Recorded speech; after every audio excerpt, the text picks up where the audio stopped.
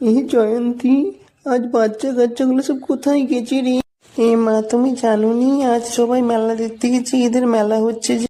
আচ্ছা মা, মেলাটা কোথায় বসেছে তবে সেটা তো আমার জানা নেই মা। ও মা, তুমি জানো নি ওটা খিদিরপুরের মেটিয়াপাড়া বাগানে বসে। আচ্ছা মা, তবে আমি আসি, আমার অনেক রান্না বাকি রয়েছে, কাজও রয়েছে।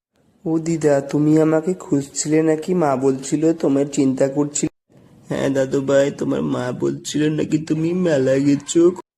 হ্যাঁ দিদা, মেলাটা অনেক বড় ছিল, অনেক লোক এসেছিল। আর আমি অনেক বেলুন কিনেছি, জিলেপি কিনেছি, তোমার জন্যও জিলেপি নিয়ে এসেছি, চলো তুমি খাবে। আর মাকেও বলেছি, ঘরে রেখেছি, চলো।